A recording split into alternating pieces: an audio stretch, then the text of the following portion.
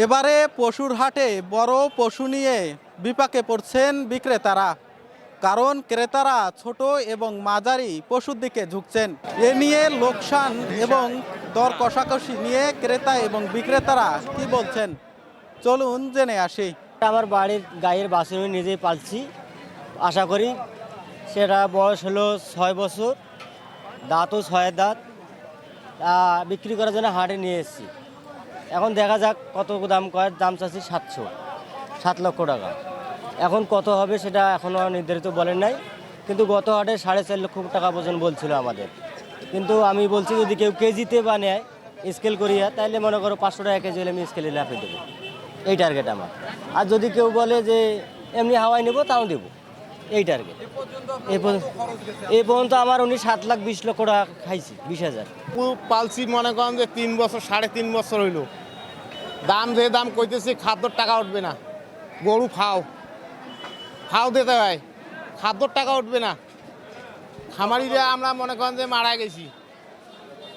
এটা গরু মনে করেন 220 কয়, বেচা যাবে। ও 220 কেনে 250 খেয়ে ফেলছে। যেগুলো খাদ্য দিছি সেগুলো মনে করেন যে দাম উঠতেছে না। এই গরুর বয়স হলো প্রায় 3.5 বছর, কিন্তু 3.5 বছরে যেরকম খরচ হয়েছে এই গরুর পিছনে, সে পরিমাণে এই বাজারে অতটা দাম করে না।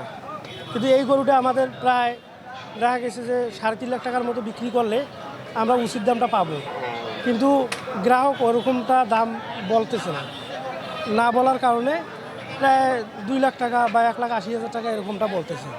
কিন্তু আমাদের যদি এই গরুটা 2.5 লাখ টাকার হয়, তাহলে আমাদের যে খাদ্যর যে দাম, সেই পরিমাণ মনে করেন যে টাকাটা আমাদের হবে। আর ওইরকমটা না হলে আমরা ওইরকমভাবে পোষাইতে পারবো না। গতবারের চেয়ে একটু কম মনে হচ্ছে। হ্যাঁ, গতবারের চেয়ে না একটু আছে, গতবারের চেয়ে কমই আছে। বাজার মোটামুটি ক্রয় ক্ষমতার মধ্যে সবার, এবং এই বাজারে দালালের একটু বেশি সংখ্যা বেশি। আর গরুর মার্কেট মোটামুটি ভালো। গরু কেনার তো অনুভূতি অবশ্যই ভালো, কিন্তু বেশ কয়েকটা হাট ঘোরার পর আজকে মন মতো পড়েনি। গতকালকেও গজঘন্টার হাট গিয়েছিলাম, কিন্তু দাম অনেক চড়া ছিল, তাই আজকে সকাল সকাল আসলাম যে লালবাগ হাট, শেষ হাট, দেখি একটা কীরকম পাওয়া যায়। না, আলহামদুলিল্লাহ এখন পর্যন্ত আমার কাছে দাম যেটা মনে হয়েছে, যেটা কেনা বেচা যেগুলো হয়েছে, যেগুলো দেখলাম মোটামুটি রিজনেবল আছে।